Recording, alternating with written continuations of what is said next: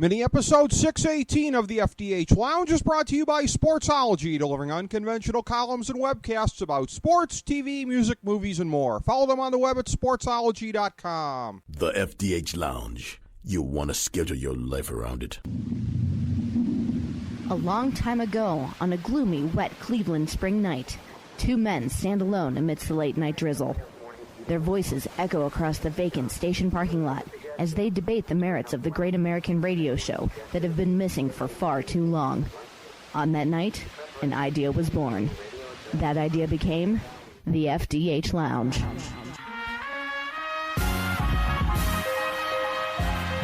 Welcome to the FDH Lounge. Hello, everyone. Welcome to FDH Lounge mini episode number 618. It's your self-professed world's greatest football talkers, Rick Morris and Kyle Ross, here to break it down for you. We have NFL Week 6 on the agenda today, and I have to say there's been a lot that's gone on in the FDH Lounge between Week 5 and Week 6. Both Bob Barker and Robert Flores. I'm hard-pressed to wonder what might happen between our Week 6 and our Week 7 taping. Maybe Rand Paul and the Pope. Who knows at the rate we're going here, but we've been getting a lot of luminaries coming into the lounge. We'd like to keep it that way. Speaking of luminaries, I have sort of had the record of one so far this year, at least to a pretty decent extent. 8-6 last week on all the picks, 3-0 on my big three. First time this year, I believe, 1-0 on my lock pick. That brings me to 43, 33-1 for the year, 10-5 on my big three, 3-2 on my locks. The worst percentage of the bunch, paradoxically. Another good week for Kyle, 3-2, 18-11 thus far. Kyle, you are also killing it in the profitability, my man. Rand Paul and the Pope, huh? I think I'm pretty confident.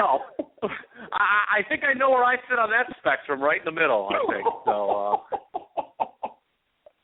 Yeah. By the way, is that what we're supposed to be talking about on this show until Week 6? Because in our little pre-show meeting there before, I don't think we touched on one single iota of football. So allow me to turn the mic on and let it fly. Yeah. Okay. That's what we like to do. Hey, I'll say this about last week though. How ironic that it was I burned by a couple of favorites last week. Both losses. I took three favorites last week. Pretty uncharacteristic, lost two of them. Both dogs coming through. And this week, Rick Morris, is a little bit of a teaser. I promise one of the great shockers in the 4-year history of this program. I think you'll be pleasantly surprised, much like I was pleasantly surprised about you taking Washington last week. Yeah, it panned out that way, and it's funny because you texted me that today, and I immediately had to try guessing which two they were, and you ruled those out. And what's interesting is if it's not those two, and if it's not any of my big three, then ironically, I may end up going the other way on a game that's very uncharacteristic for you. So we may have a little bit of Freaky Friday going on here. Well, it's funny. First of all, it actually is one of your big three, just to maybe help you along there. Number B as well. You know what's funny? I thought about this after I hung up last week. We've been agreeing a lot on this program, except for your big three. Have you noticed that? Like, I feel you've really come around on the ugly dog, but yet you still have the crutch of the favorite when it comes to your big three and lock. So we shall see this week how things play out. I know that I agree with one of your big three, and I disagree with one of your big three. And the disagree, I was fully ready to disagree when I saw the line come out. So I don't like this card. Full disclosure, I think you've talked about how the last 2 or 3 weeks how you haven't liked the card. This, to me, by far, was one of the more difficult cards to choose this all year, and as a result, I only have 4 recommendations this week, which I believe is a season low for me. See, what's interesting with me is I don't necessarily dislike this card as I have the past several. Then again, I've been above water the last several weeks, so maybe me hating the card is a good sign for me. Maybe you hating the card is a good sign for you. I'll tell you this, though, on my big three and on any divergence, I always like to say, there's times when the public's not always wrong. And again, I'm 10-5 on my big three. So when I say I have the ability to take a pair of forceps and go in there and snip out just the right favorites, maybe there's something to it, Kyle Ross. Yes, Richard G. Morris. Yes. the great inside joke keeps rolling here on the show. As such, we start out here with the Thursday night game this week. It's the 5-0 Falcons at the 1-4 Saints. 8:25 Eastern Time on CBS and the NFL Network. Nance Sims-Wolfson on the call. This is a game where Atlanta is laying 3 points here. It's been a pretty solid 3 through the course of the week. This was one where I really did kind of struggle and go back and forth because, again, on paper, you really expect me to go the one direction, and I know you're expecting it to be good old road favorite Ricky here, but there are just inexplicable things that happen in the league, and we keep talking about it's an 8-8 league. And, you know, a league where the Falcons are 6-0 and the Saints are 1-5, as little respect as I have for them, somehow or another 5-1, 2-4 makes a little more sense to me. I'm starting with a very, very weak rationale, but I'm taking New Orleans in the 3 this week. I just went back and forth.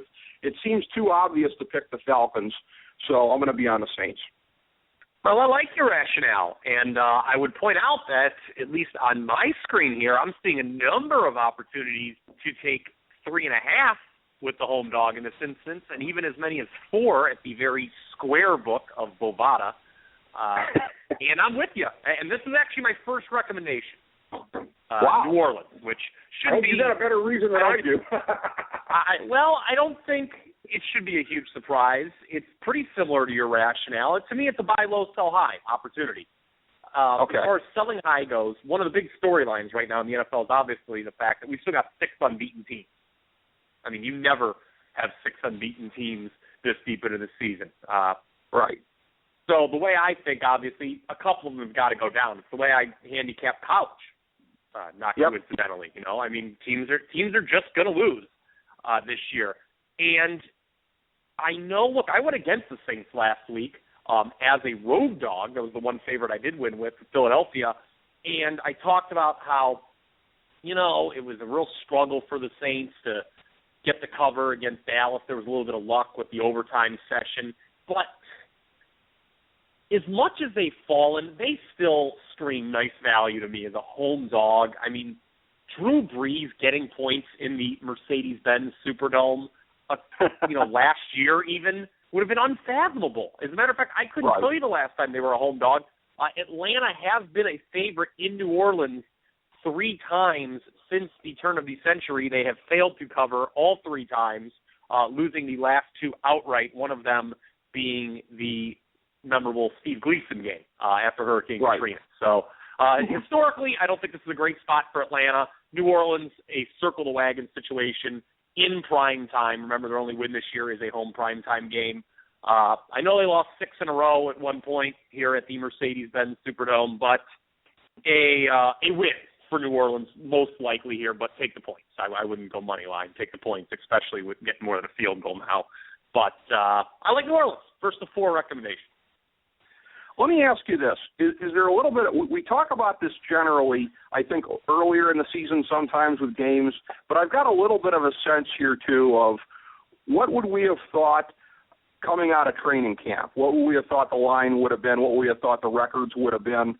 It certainly would have been an Atlanta laying 3 on the road here because I think most of us had the Saints and the Falcons pegged fairly close in the standings. So is there something of that to it in terms of looking for the regression to the mean for both teams? Oh, sure. I mean, yeah, that's one thing. And shame on me, I don't know it offhand, and then I'm not going to stumble for 5 minutes to look for it, I guess, in a 45-minute program, because that'd be a waste of time. But, I mean, the sportsbooks do put up advanced lines for these games preseason, and I'm pretty sure Atlanta would not be a road favorite of a field goal or higher over the summer. Now, I think you and I both thought New Orleans would be a middling team coming into the year. I said 8-8, and we both kind of liked Atlanta. I believe we both had them winning the division, but still, it just seems a little rich, especially too.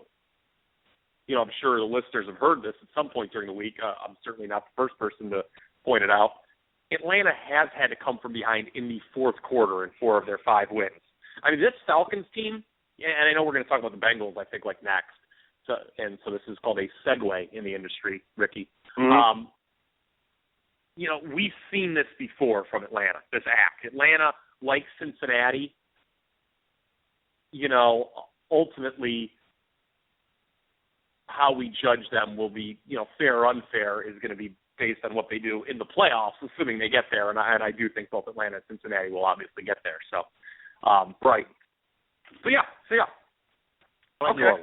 That was what I thought in that one. And, yes, we do have the Bengals coming up next. The 5-0 Bengals at the 3-2 Bills. 1 o'clock Eastern Time, Ralph Wilson Stadium on Sunday in Orchard Park, New York on CBS. Spiro Dedes, Solomon Wilcox on the call. Cincinnati started off, they opened laying 1. It is up to 3.5 right now, I believe, in most places. I think they were even a 1-point dog. I think they were a 1-point dog, were they not? 1-point dog. You know what? I think that's right. Yeah, 1-point dog. So it's been quite a spread on this one here. And, again, for a week where I have to say I didn't think I agonized too much, we're probably opening with the 2 games that I agonized on more than a lot of the other ones. My initial thoughts were, again, the Bills tend to be, at this point in time, I think a typical Rex Ryan team, a bully team. They'll punch you in the mouth if you're not any good or you're overrated. They kind of struggle with the teams who can stand up to them. The Bengals can stand up, I'd say, at this moment in time to just about anybody in the league. Keep going back and forth here, but maybe it's a little bit of the same thing we talked about in the last game here, too. These undefeated teams have got to go down at some point. So you're looking at a scenario where the Bills could win outright, or you still cover if they lose by a field goal. So with that being the case, 2 possibilities there. I'm going to take Buffalo and the 3.5. Oh, I'm so pleasantly surprised. See, this is what I'm talking about. There's so much agreement in these games that you kind of waffle on. For me, this is a recommendation. Wow, okay. This is my second of 4. I think there's a ton of value thanks to the line move. I love to play against line moves. We've talked about this a number of times during the season. How many times have we seen the favorite and underdog role flip-flop and the quote-unquote new underdog takes care of business? You remember it? Right. Week 1 with the Vikings-Niners game. Week 2, I believe it was Titans-Browns. There I think was maybe one other one that I'm missing here, but still a point. We've also talked in the past about how teams struggled a week after playing Seattle. And for Cincinnati, that was such a big win. It screams letdown. Now, I will say this about the Bills. I was probably the only person at the Lakewood Winking Lizard with his eyeballs, at least one eye for most of the time, focused on Bills Titans. It was not exactly the game of a generation. But I had said to my buddy during it, I'm like, the Titans are going to give this game away. They really kind of dominated the Bills in the first half of that game. Buffalo could get nothing going offensively. So there is a bit of a concern with the way the Bills played last week. But at home, I think they show up. See, I view Buffalo kind of differently as you. I think although they did, kind of get bushwhacked by New England, I think they show up to play the big boys. And, again, Cincinnati, I'm not convinced this is a new Cincinnati, a new Andy Dalton. I think it's just very similar to where they were 2 years ago. Again, shame on me for kind of failing to recognize that last year's team, which wasn't nearly as impressive, was kind of a result of losing both coordinators. Remember, we talked about that a lot last year. Right. Cincinnati lost both coordinators who went on to become head coaches. They were also injured last year a lot. Kudos to Hugh Jackson. I think he's done a great job as offensive coordinator here. But you said it. Some of these unbeaten's got to lose. I'm going against another one here. Buffalo +3 in the hook. Love the number. Okay. All right. So we agree on the first 2 here. We may not on the next one based on conversations we'd had previously and a late change in mind that I made on this one. It's the 2-3 Bears at the 0-5 Lions, 1 o'clock Eastern Time, Ford Field in Detroit on Sunday on Fox. Chris Myers, Rondé Barber, Jennifer Hale, past Lounge guest Jennifer Hale on the call. And this is a game where Detroit, you and I talked about this previously. It's interesting that in today's day and age, maybe it's a little bit of a different world where an 0-5 team actually can be a favorite.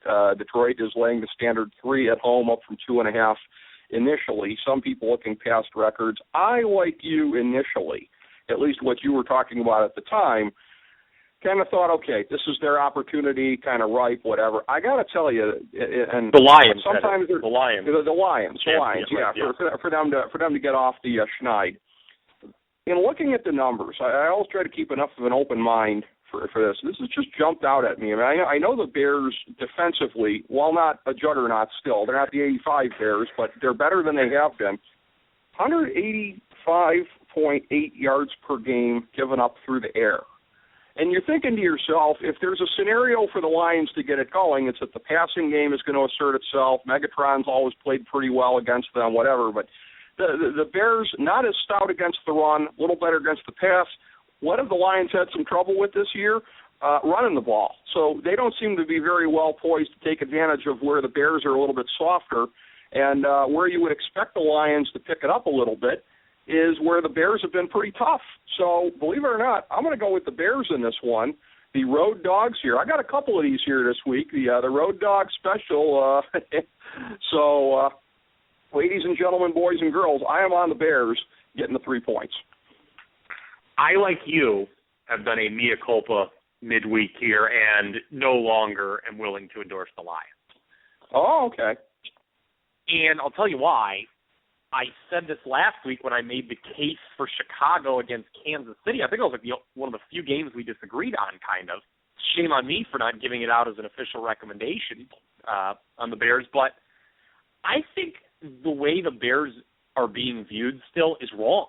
I don't think this is one of the worst teams in the league, really. I kind of agree with you. Those first 3 games they had to play were brutal. Well, and I think that they're hideous, the way that they're viewed, the reason they're viewed that way, and I said this last week again, so I'm just repeating myself, was those 6 awful quarters they got from Jimmy Clausen. Right. With Jay Cutler in there, they've been pretty good. They beat Oakland. They beat Kansas City. Now, obviously, there were some extenuating circumstances with Jamal Charles. We'll talk about that later. But they also, earlier in the year, hung tough with Green Bay. They were winning in the second half of that game. That was probably Green Bay's toughest game to date. They were trading touchdowns in the first half with Arizona until Cutler went down. I just think that this team is better than they're being given credit for. Detroit just stinks. If you factor out defensive touchdowns, I mean, they haven't scored 20 points once this year. I do not want to lay points with them. So no thank you. No thank you. I'm passing on this game now. Because, I mean, I guess I can't completely disregard my initial thought, that being, well, Detroit's got to start winning a couple here. They might win, but, again, I just can't lay points with a winless team. There's no value there. And I can just make a better case for Chicago. So at least better case, but not a recommendation, right? Yeah. Okay. Correct. All right. Up next, another real interesting one. 2 awful teams in the AFC South. It's the 1-4 Texans at the 1-4 Jags. 1:00 Eastern Time Sunday, Everbank Field in Jacksonville on CBS. Adam Archuleta, Tom McCarthy on the call. And this is a game that has vacillated a little bit. Opened as a pick. At a certain point, it went to Houston -1 on the road here, and it has gone back to being a pick as of when you and I are speaking right now. So basically, we're just looking for a straight-up winner in this game. And one of the things I was looking at, again, I look for the things that kind of jump out at me in my analysis as I'm going through for each team. And the fact that the Texans' defense to this point in time haven't had a lot of turnovers, haven't had a lot of takeaways through this point in the season. The pass rush really hasn't been there as much as you would really expect. I just don't expect that to continue on for any longer. It's funny because in our conversation that we had in our last mini episode with Robert Flores, we were talking a little bit of fantasy football, and I made sure to put over that FantasyDraftHelp.com did have DeMarco Murray as one of the 5 strongest marginal plays of last week, of guys I expected to kind of turn it around. And even in the course of a 16-game season, there's still room for regression or progression to the mean, as it were. I just think the Texans' defense has been too mediocre for too long, and this looks like the game where they turn it around. Give me the Texans. I hate this game. Honestly, I got nothing for you here. Loser here is clearly in the driver's seat for worst team in the AFC, don't you think? I mean, these right now are probably the 2 worst teams in the AFC. Houston's one win was kind of an ugly 19-9 decision over Tampa Bay. Jacksonville surprised Miami, who obviously has already fired its coach. I just can't make, Blake Bortles is actually has probably played better than either Houston quarterback, which speaks volumes about the Texans' current situation. Whoever wins here, it will be a rare win. Is all I can say. These two teams are not good, and I cannot make a case for either one right now at all. Sorry. It's funny when you talk about the quarterbacks. I agree with you. I'd rather have Blake Bortles certainly than Brian Hoyer. Having said that, it's Blake Bortles who has to go up against J.J. Watt and Jadeveon Clowney, so sometimes there's a little more to it than that. Is Jadeveon Clowney still in the league? Is Jadeveon Clowney still in the league? Again, I had heard about him being drafted number 1 overall. You talk about due. That rubber band has been pulled back about as far as it possibly could be. Hey, if that guy comes out shot out of a cannon and has 5 sacks, I wouldn't blink. So that could very well happen. I'll tell you what I'd be shocked about if Ryan Mallett ever played well. Told you about that guy. He's no good. He's no good. Neither is Brian Hoyer, though. So no, he isn't. Look, I mean, the key for the Houston Texans franchise, let's just come out and say it. No team is going to just blatantly tank and suck on purpose. But for Houston, it wouldn't be the worst thing. They've got Bill O'Brien as a head coach. This team just needs to draft high and take a quarterback. And I think they'll be fine. Bill O'Brien's really overrated. He's really overrated. I like Bill O'Brien. I like Bill O'Brien. I'm not impressed. Don't they still have Tom Savage on the roster? Why not give him a look? Have you ever seen Tom Savage play? He's not very good either. Well, I'm just thinking something different here. Yeah, it's not good. They've never had a franchise quarterback here. Matt Schaub, for Christ's sake, was the closest thing they ever had to a franchise quarterback. So he was very good for a long time, but not By a the way, quarterback. I was thinking midweek, last week, as I had written those kind of quarter poll articles there for the site. Yes. For the FDH Lounge, .blogspot.com. People need to check that out on the FDH Lounge. Well, magazine, it's funny. If you haven't already. You know my flip-flopping liberal self. I've already changed a few opinions on those. But anyway, I was thinking my next time I write for you, I've got to revisit this chaos theory thing that you touched on with the AFC and why it just never seems to happen. Interesting. Have you noticed? Yeah, I think we're going to have probably 5 of certainly at least 4, but at least 5 repeat playoff entrants. And when you look at the quarter, I just bring this up because these two teams don't really have strong play out of the quarterback position. It's because of the quarterbacks. Look at the teams that never make the playoffs in the AFC. They get nothing out of the quarterbacks. Yeah, I would agree with that. And, the funny thing is that kind of takes us into the next game, although at least one team has a hope for the future in that regard. It's the 1-3 Dolphins at the 1-3 Titans. 1 o'clock Eastern time from Nissan Stadium in Nashville on CBS. Andrew Catalon, Steve Tasker, Steve Berline on the call. Again, the Titans being the team that at least has the hope for the future at quarterback with Marcus Mariota. And having said that, they are 2.5-point favorites over Miami. And, again, I struggled to get any kind of statistical nuggets or anything like that kind of jumping out at me. And I'm going to just play it as simple as this, and that is you got Miami coming off of that bye that they so desperately needed. And a coaching change. Change. Well, yeah, exactly. I liked your one Facebook comment, too, about Dan Carpenter and these medium T-shirts. That was outstanding. But the thing about that is, and I think it would be an overreaction for Tennessee to have, a similar kind of X-Lax moment here. But the Dolphins have had theirs. And of the two teams that are kind of struggling right now, the Dolphins just flushed out Joe Philbin. There's bound to be a honeymoon effect. Give me Miami on the road getting the 2.5 here. See, I was really hoping the Titans were going to pull off the upset last week against Buffalo because it would have created, I think, a little more value here on the Dolphins who are off the bye. This team has fallen quite hard, but as I kind of detailed in that article, it's easy to see why. They're just that team that, and I think Chicago was the team last year, that we all erroneously fall in love with leading up to the season. You know, I mean, you had them as we both had them as a wild card coming into this year. And the bottom line is they spent all that money on Sue, but there's nothing really else on the defense. So, you know, they can't really take advantage of what Sue brings to the table. Ryan Tannehill has not made any kind of leap.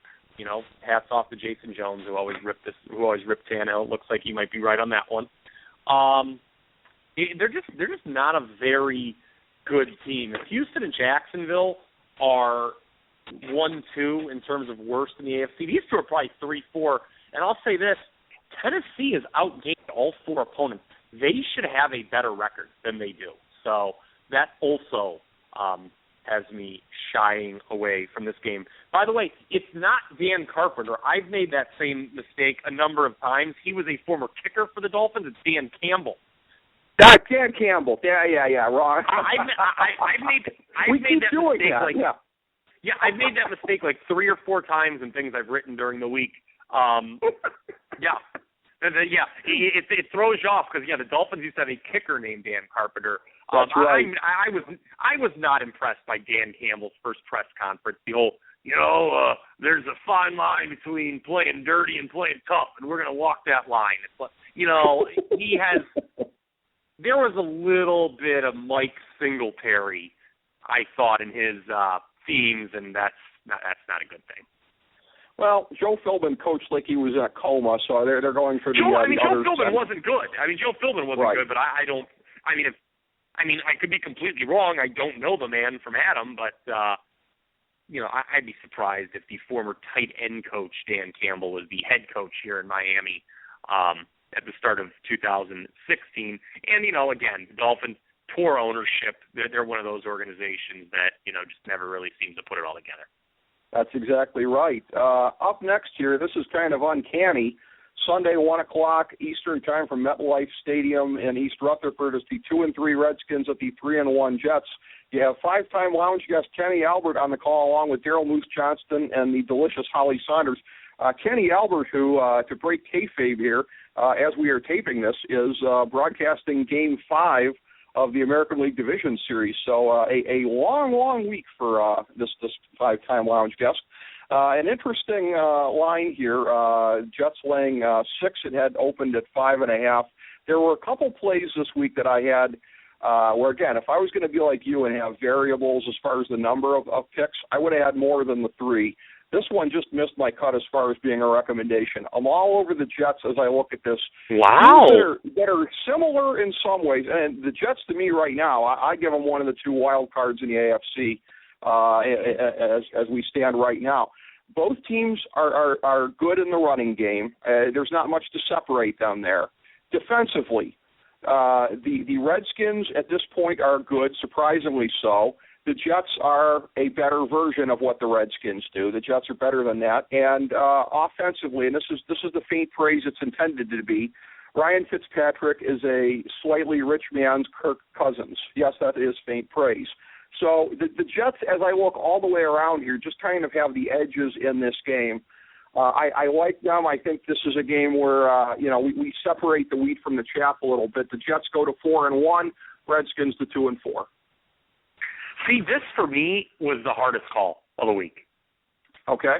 And I just kind of scratched it off. Both teams are better than what you think. The Jets have actually outgained all 4 opponents this year. Washington outgained their first 4 opponents before last week's overtime loss in Atlanta. I mentioned earlier in the program, you and I were both on the Redskins last week. And, I think I'm going to pat myself on the back here. How about how in my analysis I said I was kind of violating one of my axioms by saying, well, a week after he played well, I'm still going to ride Kirk Cousins just because they were getting enough points. Well, boy, did that game play out that way because we got bad Kirk Cousins in overtime throwing the pick 6 to lose. But still, they were, thankfully taking more than a score and were able to cover. The Jets are off a bye. I agree with you that they are certainly in line for a wild card in the AFC, especially if they win here. I think more people will talk about it. Along with Buffalo, who we've already talked about, the X factor for the Jets coming into this year was quarterback play. You didn't know what they would get. The Bills, hats off to them, made the, I don't want to say daring, I think that might be a little overstating, but they made the right choice going with Tyrod Taylor over Matt Castle and E.J. Manuel, because you know what Castle is, you know what Manuel is, and in both instances it's not very good. The Jets kind of had a little bit of dumb luck, didn't they? I mean, I don't want to wish ill on another human being. I don't want to wish ill on another human being that's not named Kurt Schilling. But, you know, the best thing that happened to the Jets was Geno Smith's jaw getting broken. It really was, because Ryan Fitzpatrick, for a second straight season, has been very competent under center. And you look at this team, good defense, good special teams, good offensive line. They got two pretty decent receivers, good running back. I mean, there's really not a lot there's really nothing to not like about the Jets, which is kind of shocking, quite frankly. Right. But the price is a little rich for me. You know, the Jets are not a team I'm ready to back yet in the favorite role, especially laying nearly a touchdown. Okay. All right. I have to note here, I've apparently fallen way down on the job here on pacing. 8 games to go. Up next, it's the 4-1 there we go. Cardinals at the 3-2 Steelers. Brenneman, Aikman, Schrager on the call for Fox, 1 o'clock Eastern Time, Heinz Field in Pittsburgh, Arizona, weighing 3 to Pittsburgh on the road. Long story short, I can't see the Squealers at 4-2 with Mike Vick. You know, they got away with one Monday night. I know that they did. Arizona's got to come across the country, but I can't see them at 4-2 without Raplesberger being in there. So while Arizona's got to come across the country, Pittsburgh is coming back across the country on a short week. Give me the Cards. My, oh my, have times changed. Who would have ever thought in a game between Arizona and Pittsburgh, the public would be all over Arizona? Yep. And they are. I'm staying away because I'm with you. I think the Steelers were very fortunate last week. Arizona, I concede. I bow to the altar of Bruce Arians. They are just a much better team than I gave them credit for this year. They're a much better team than the last 2 years, although I will point out that even if they do win here, it would be another win against, you know, an opponent with issues. They have not really beaten what I would call a good team yet, Arizona. Okay. I'm sure they'll impress you at some point here. Let's keep that in mind. Let's keep that in mind about Arizona. Sure. They have not beaten a quality foe yet. All right. Well, neither have the 4-0 Panthers. They're up next here at the 2-3 Seahawks, 4 o'clock Eastern Time, Century Link Field in Seattle on Fox. Past Lounge guest Sam Rosen with John Lynch and the delicious Pam Oliver crawling the sidelines. And this is one where Seattle is laying 6.5 up from 5 initially. And again, this is one where, much like the Lions game, the public really not taking the records into account, nor should they, I think. And this is a situation where Seattle is going to come out really frustrated after what happened last week against Cincinnati. Your Dewey defeats Truman tweet to me mid-game, or text to me, was priceless. But Seattle's got to be about as pissed off. I can't believe I fell into your trap. You're the one. I made fun of you last week for all that mid-game texting you do. Well, and here I do it. Yeah. It was just because I was so pissed off about Jamal Charles getting injured that I just wanted to start saying negative things to you. So, well, my sense here is, as instrumental as Greg Olson's been in the passing game for Carolina, you think Seattle's got the capacity to take him away if they want to? Absolutely. And then what's Cam Newton left with? So give me Seattle laying a 6.5. I'm not going to disagree with you here. Seattle laying less than 7 at home seems like a pretty good value. Carolina is off the bye, though. Seattle definitely has issues offensively. When you take away the special team scores, I don't think they've scored more than 20 in a game this year. So I'm staying away here. Okay. Although I would like to point out, I still do have the Seahawks number 5 in my power rankings, despite a losing record. So I think they're going to be okay. I think they're going to be okay and win this game and continue on to a double-digit win season. That's right where I got them at the Lounge Multimedia Magazine is number 5 also. It's the 2-3 Chargers at the 5-0 Packers, 4:25 Eastern Time at Lambeau in Green Bay on CBS. Nance Sims-Wolfson on the call. Green Bay is laying 10 in this one, up from 9.5 initially. And again, this is one of these ones where, again, me being a bitter clinger to the Chargers, who have been the beneficiary of a lot of bad luck thus far this season, I don't think this game is quite the gimme for Green Bay that everybody thinks it is. They may very well win, but if they do, it'll be a shootout. It'll be one of those 42-38 kind of games. Give me San Diego to stay underneath it. You know, if I had access to Chargers practice this week, maybe I'd be more willing to give some sort of recommendation on this, but I don't. And so I won't. I'd really love to take the temperature in that room right now. What a gag job that was Monday night. One of my two losses last week. A gag job. I thought the game was over when they went up 17-10. They failed to close the deal. And I got to tell you this about your San Diego Chargers. This offensive line is heinous. They almost make watching Phillip Rivers painful. Like Phillip Rivers, I never thought I could ever say would be unwatchable because I love Phillip Rivers. But, God, is it a struggle behind just this awful offensive line. Between that offensive line and the first 3.5 quarters of Mike Vick, it was a horrible Monday night game last week. Just awful. I'm not stepping in front of the Green Bay. Yeah. Well, since I made that pick, they have suffered a lot of injuries on that offensive line. Yes, that is true. So that's true. That's true. That's absolutely true. Yeah, I'm not saying that. That wasn't meant to say you're an idiot. I'm just saying that, the bottom line is San Diego's offensive line. I mean, the fact of the matter is their offensive line is hideous right now. It's just beyond description. And I'm not stepping in front of the Green Bay train in Lambeau. I mean, they more often than not they win these games pretty big. So we shall see. Right. 2 more games before the big 3. It's we start with one that was a borderline recommendation for me. The 4-0 Pats at the 3-2 Colts. 8:30 Eastern Time Sunday night, Lucas Oil Stadium in Indy. It's the Sunday night game on NBC at Michaels, Collinsworth, Tafoya on the call. This is one where New England is laying 7.5, up from 7 initially here. And like everybody and their grandmother, I'm on the Pats because I think this is a big, hard to say revenge spot for a team that won the AFC Championship as handily as they did last year. But for a whining, petulant, us against the world, conspiracy-minded team, they really do think that the Colts screwed them somehow. And that's what Belichick's going to be drumming into their heads. And again, the Colts, to me, they're basically a glorified version of last year's Carolina Panthers. They may not win a game outside of that crappy division, but they'll win just enough games probably to win that division. So this is a non-divisional game. They won't win. Pats roll. I don't care about the 7.5. See, I can't endorse the favorite of this size because everyone is going to be on the Pats at the same time. We've talked about the predictable patterns in Indianapolis, and it is one of the most unbelievable patterns I've ever seen since I've been watching the NFL for 25 or whatever years. All they do is win division games close. All 3 of their wins this year by 7 points or less against the heinous AFC South. So, they're a flawed team. New England's going to be fired up. They do have a history of really sticking it down the throat of these teams they're pissed off at. So that's why I cannot, in good conscience, back this particular home dog because Belichick and Brady could be out for blood. Speaking of primetime games, it's going to be a wild one Monday night at the Link in Philly. The 3-2 Giants at the 2-3 Eagles. 8:30 Eastern Time on ESPN. Tirico Gruden Salters on the call. Philadelphia laying 4.5 in this one, up from 3.5 initially.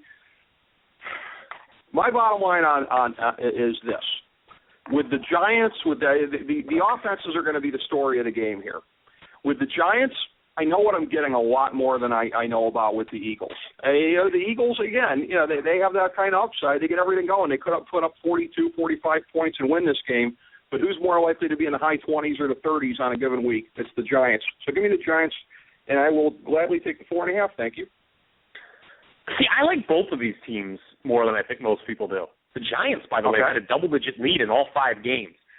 Mm-hmm. But I think the Eagles, I'm not ready to sell them yet down the river either. So I'm laying off on this one. This is a tough game. It's interesting that more people are on the Giants in terms of number of bets, but the line's actually gone up. That's kind of a signal that maybe there could be some smart money on the Eagles.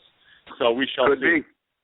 Could be. We go to the big 3. We start with one that's very painful for me, and what is a revenge spot for the 3 AFC championship games at the end of the 80s here. Boy. I do not look for my beloved Browns to capitalize. Denver is laying 4, had been up from 3.5 initially at Cleveland Browns Stadium, as I still call it, on CBS. Iron Eagle, Dan Fouts, Evan Washburn on the call, 1 o'clock Eastern Time, Denver laying the 4. Props to Josh McCown for what he's done in recent weeks, but I think there's a difference between finding holes in some of the defenses that he's been working with and having this particular dance partner in the Broncos. And I think this is where Shiznit gets real for this Browns offense. Even if Peyton Manning continues to be as disappointing as he's been, and this Browns defense could be just the tonic for him, it doesn't matter. I think the Broncos win by more than the 4. So this is one of my big 3 recommendations. See, this is the opposite of that Monday night game. I don't like either of these teams in this situation. The Browns, off a shocking outright win against Baltimore, come from behind fashion last week. They fooled me. But I'm not interested in Denver as a road favorite right now, not with this offense. They'll need to get the run game going here, which, against this Browns defense may be a very strong possibility because despite all that talent, which you keep citing, I mean, everybody runs on the Browns defense, for crying out loud. So I'm scared here because the Broncos, if not for some defensive touchdowns, quite frankly, we would not be talking about them as one of these 6 remaining unbeaten. So I'm staying off here. There is a lot of talent, certainly on paper, on this Browns defense, but the biggest underachieving unit, I think, in the league, I think everyone would have to say, particularly when you peg it to the salaries involved. There's another revenge spot here that I think is going to go better for the team involved. It's the Super Bowl IV revenge game. The 1-4 Chiefs at the 2-2 Eagles. I'm sorry, 2-2 Vikings. 1 o'clock Eastern Time, TCF Bank Stadium in Minneapolis. USA Today Sports Weekly does not list the announcers. Thanks, guys. But anyways, Minnesota is laying 4 in this one. 4.5 initially, had been down to 3.5. It's bounced around a little bit. You know me. I'm big on the Vikings. This is a devastating spot for the Chiefs. They now don't have Jamal Charles in there. He has figured in very large, particularly as Alex Smith has seemed to diminish in the passing game. Do I think Alex Smith is suddenly going to find himself here against the front 7 of the Vikes? I do not. Give me Minnesota to cover the 4. Shoot, we're running low on time. I disagree, and this is a recommendation for me on the Chiefs. Okay. I don't disagree with anything you just said, but this game represents a fundamental difference in the way I still think you and I view some of these matchups. I look at, first of all, I'm not nearly as high on the Vikings as you are, as we all know. Right. Number 2, man, I mean, given the Charles injury, to me, I look at this line and say, who wouldn't take the Vikings? So that just intrigues me so much on the other side. Kansas City is a team that has way underperformed. I think they were shell-shocked with the Charles injury last week, really gave one away at home against Chicago. The Vikings as favorites is just not appealing to me at all.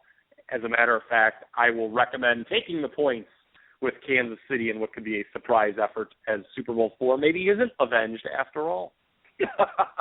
All right, so we disagree on that one. We go to my 1,000-star gold-plated lock of the millennium for NFL Week 6. It's the 1-4 Ravens at the 1-4 49ers, 4:25 Eastern Time, Levi Stadium in Santa Clara on CBS. Once again, USA Today Sports Weekly, not listing the announcers. But anyways, Baltimore is laying a scant 2.5 in this one here. Had been 2 initially. Again, you look at the records, both 1-4. One of these teams is not like the other. And, oh, by the way, that team, word on the street, is they're getting a ton of dirt on the team they're playing from the certain former head coach of that team. So if you're picking up what I'm putting down here, you know what I mean? Baltimore is going to have everything they need to get ready for this one. In the Super Bowl rematch game from 2013, the 49ers obviously will not get the revenge here. Baltimore, in this spot, staves off the revenge, covers the 2.5. Let's bring it all full circle, Rick Morris. I said I had 4 recommendations on this program. I've given out 3. Okay. I said I would give out a favorite as one of those recommendations. The 3 recommendations I have given out so far are all underdogs. So I have one question for you. Yeah. Are you ready? The number of times in the 4 years I have done this program with you that I have given out a road favorite as a recommendation can probably fit on one hand. Let's give one for the thumb, shall we? Baltimore. Love them. They are way undervalued here. Way undervalued. I didn't even think about the Harbaugh connection. My God, I love this play even more now that you brought that up. So Baltimore, a rare road favorite by me, Baltimore. I think you can still get them only laying 1 at 5 dimes, too, by the way. I was personal about that. Gotta like that. Road favorite Kyle joins me on that. Your other picks, KC, Buffalo, New Orleans. My other picks, Minnesota and Denver. As we bring the show to a close, we would like to extend our deepest gratitude to NBC, CBS, ABC, Fox, all Clear Channel affiliates, TNT, TBS, USA, UPN, Deadspin.com, YouTube.com, YTMND.com, MySpace.com, various blogs, Fox News, CNN, CNBC, MSNBC, IamBoard.com, Billboard.com, Google.com, ESPN, ESPN2, ESPN News, ESPN Classic, NBA TV, NFL Network, Sports Time Ohio, Athlon Magazine, Comedy Central, Cartoon Network, The Boomerang Channel, QVC, BET, The Spice Channel, Steno Notebooks, Manwich, Papermate Office Supplies, waitresses, strippers, bartenders, garbage men, janitors, microwave popcorn, the writers of The Office, Scrubs, Entourage, My Name is Earl, Oz, Metalocalypse and the Boondocks, Aquafina, and the Periodic Table of Elements.